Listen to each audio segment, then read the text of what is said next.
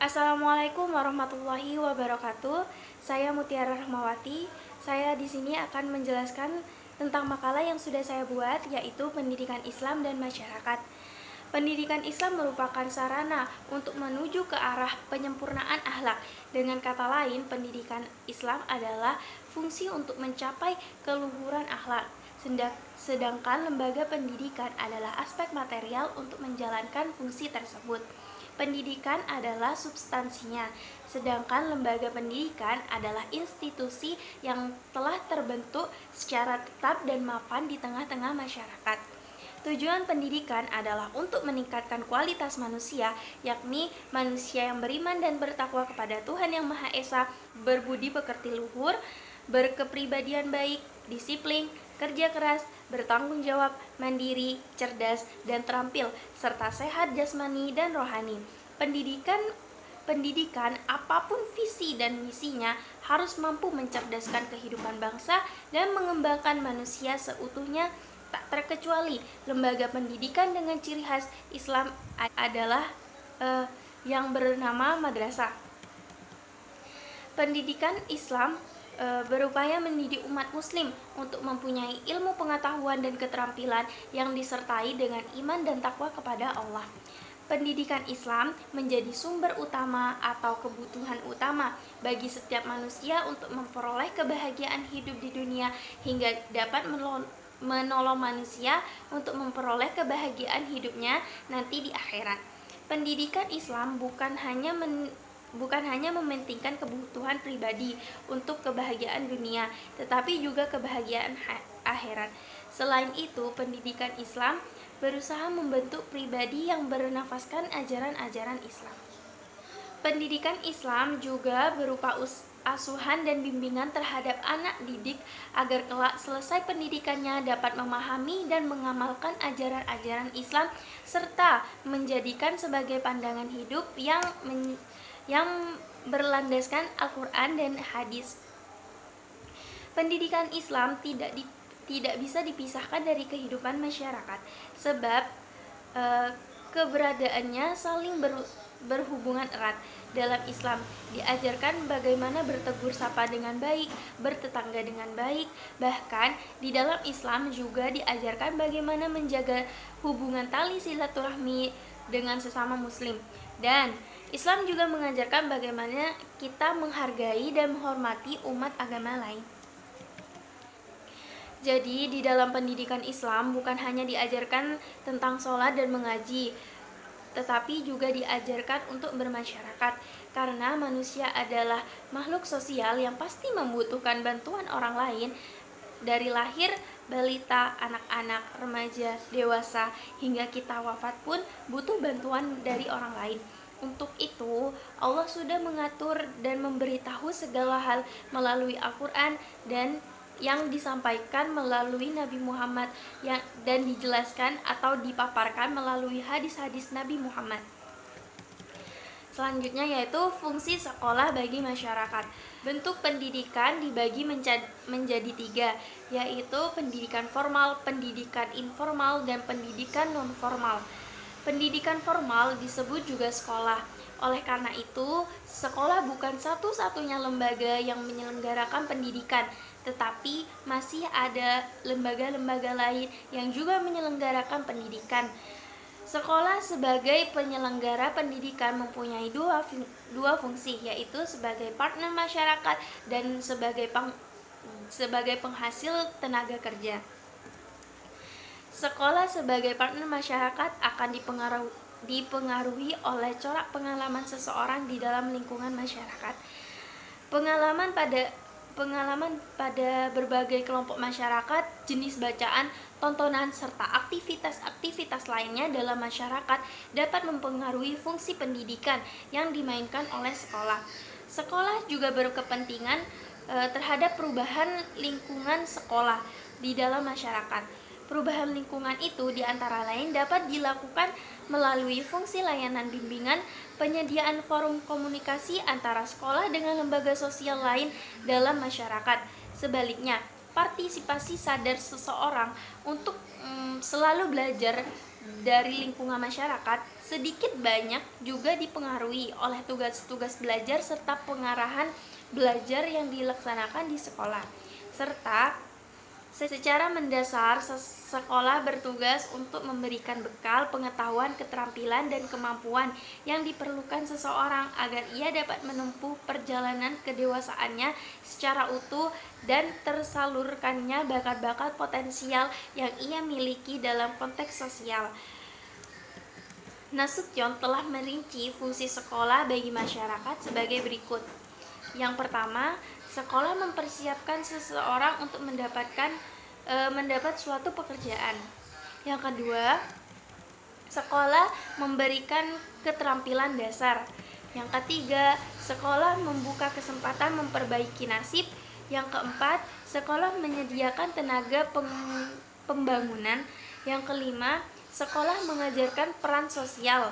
Yang keenam, sekolah sebagai alat transmisi kebudayaan. Yang ketujuh, menciptakan integrasi sosial. Umat Islam sebagai individu maupun kelompok memandang bahwa pendidikan dan pengajaran merupakan alat yang terbaik guna membina pribadi maupun kelompok untuk mencapai kebutuhan, mengangkat derajat dan kecakapannya. Dengan kata lain, pendidikan merupakan suatu proses untuk mempersiapkan generasi mudanya untuk menjalankan kehidupan secara efektif dan efisien. Melalui pendidikan pula, kebangkitan, kemajuan, kekuatan masyarakat dan umat dari segi materi dan spiritual dapat terlaksana. Kemajuan dalam berbagai sektor kehidupan tidak terlepas dari sumber daya manusia yang berkualitas. Dengan demikian, lembaga pendidikan dituntut untuk meningkatkan kualitas pendidikan yang dikembangkannya. Kemajuan ilmu pengetahuan dan teknologi mengakibatkan proses penerimaan masyarakat terhadap lulusan pendidikan semakin ketat. Ditambah lagi, ilmu pengetahuan yang berlandaskan iman dan takwa secara otomatis menambah sikap masyarakat dalam memilih lembaga pendidikan semakin selektif. Selanjutnya yaitu pendidikan Islam dalam pembaharuan masyarakat. Dalam proses pendidikan terjadi pembaharuan pendidikan dalam berbagai aspek. Misalnya pembaharuan dalam aspek tujuan pendidikan, peserta didik, materi atau kurikulum, metode pendidikan, lingkungan pendidikan, evaluasi pendidikan, dan manajemen pendidikan. Yang pertama yaitu pembaharuan dalam aspek tujuan pendidikan. Tujuan atau cita-cita yang sangat penting di dalam aktivitas pendidikan karena merupakan arah yang hendak dicapai. Maka tujuan harus ada sebelum melangkah untuk mengerjakan sesuatu. Bila pendidikan dipandang sebagai proses, maka proses tersebut akan berakhir pada pencapaian tujuan akhir pendidikan. Oleh karena itu, usaha yang tidak mempunyai tujuan tidak akan mempunyai arti apa-apa. Berbicara tentang tujuan pendidikan, maka erat kaitannya dengan tujuan hidup manusia. Karena pendidikan hanyalah sebagai alat yang digunakan manusia untuk memelihara kelanjutan hidupnya, baik sebagai individu maupun sebagai masyarakat. Oleh karena itu, tujuan pendidikan harus diarahkan sesuai dengan kebutuhan dan tuntunan yang sedang dihadapi. Dengan istilah lain, pembaharuan tujuan pendidikan selalu dimaksudkan untuk mereformasi sebagai rencana dan kegiatan hingga proses pendidikan tidak kehilangan relevansi dengan tuntunan kebutuhan masyarakat, baik yang bersifat lokal, nasional, regional, maupun internasional atau global. Di sini terlihat bahwa tujuan pendidikan di zaman reformasi setidaknya mencoba mengarahkan atau menunjukkan suatu yang hendak dituju dalam proses pendidikan. Konkretnya, tujuan pendidikan suatu masyarakat selalu dibangun di atas falsafah masyarakat yang bersangkutan. Sebagaimana diketahui bahwa suatu masyarakat selalu bersifat dinamis dan mengalami perkembangan dan perubahan dari zaman ke zaman, sehingga pembaharuan tujuan pendidikan merupakan hal yang tidak terelakkan. Yang kedua yaitu pembaharuan dalam aspek kurikulum. Bicara masalah pembaharuan kurikulum, erat kaitan dengan kebutuhan manusia, di mana kebutuhan manusia terus berubah, bertambah, dan dinamis sesuai dengan tuntutan masa. Jika ingin kurikulum sesuai dengan kebutuhan dan tuntutan masa, maka sebaiknya diadakan pembaharuan terus-menerus. Pembaharuan kurikulum dilakukan karena kurikulum adalah suatu yang bersifat dinamis, yang mengikuti perubahan nilai-nilai sosial budaya masyarakat sesuai arus perkembangan iptek. Artinya, kurikulum sebagai alat untuk mencapai tujuan pendidikan selalu menyesuaikan dengan perkembangan masyarakat yang selalu berubah. Kurikulum bermanfaat bagi siswa dan membantu menyelesaikan masalah mereka dan masalah masyarakat.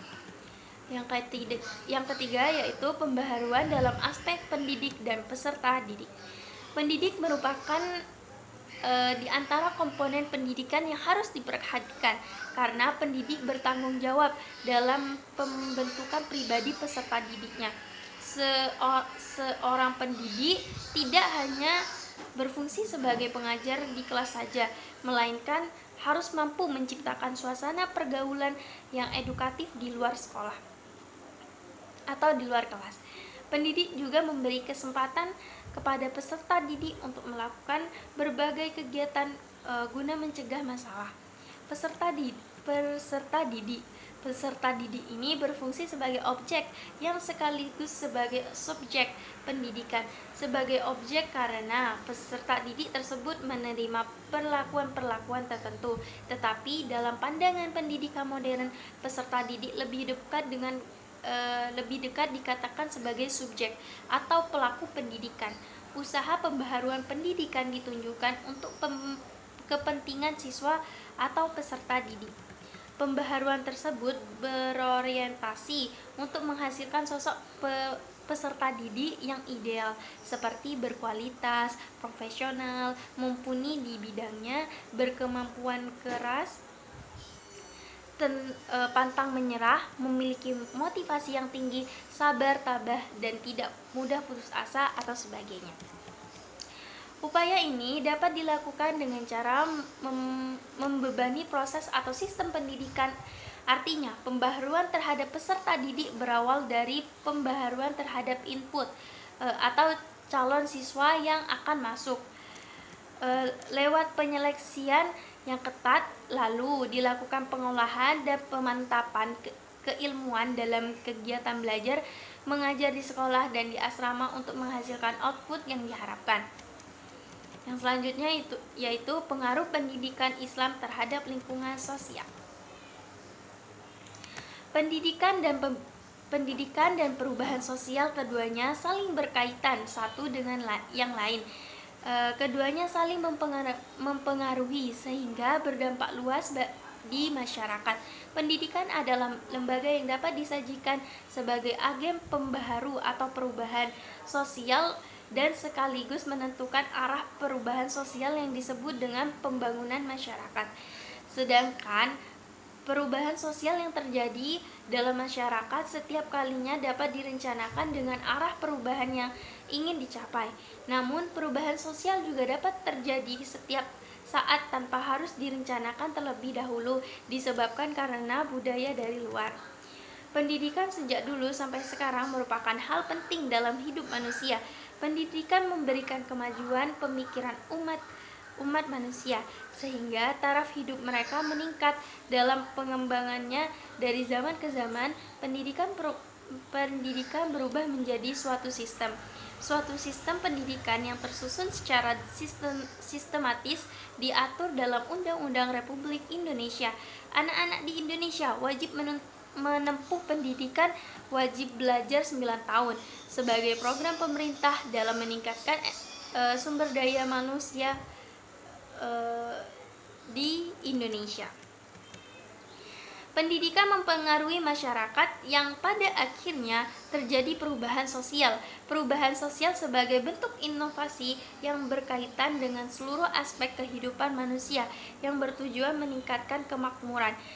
Bermacam-macam konsep perubahan sosial disodorkan para ahli dalam menganalisis fenomena tersebut, yaitu konsep kemajuan sosial, konsep sosialistik, konsep perubahan siklus, teori sejarah, teori praktikularistik, teori sosiologi, serta sosiologi dan perubahan sosial. Pendidikan dalam perspektif perubahan sosial di masa depan banyak dikonsepkan oleh sebagian ahli. Pendidikan adalah sebagai proses yang dapat mengubah perilaku individu. Dalam konteks teori perubahan sosial akan mempunyai dampak terjadinya perubahan baik dari tingkat individu sebagai agen maupun tingkat kelembagaan yang mampu mengubah struktur sosial yang ada di masyarakat. Diharapkan pendidikan dalam perubahan sosial dapat menghasilkan generasi yang kritis serta solutif dalam menghadapi permasalahan sebagai bagian perubahan sosial masyarakat dewasa ini dan selanjutnya. Terima kasih. Cukup sekian dari saya, kurang lebihnya mohon maaf. Wassalamualaikum warahmatullahi wabarakatuh.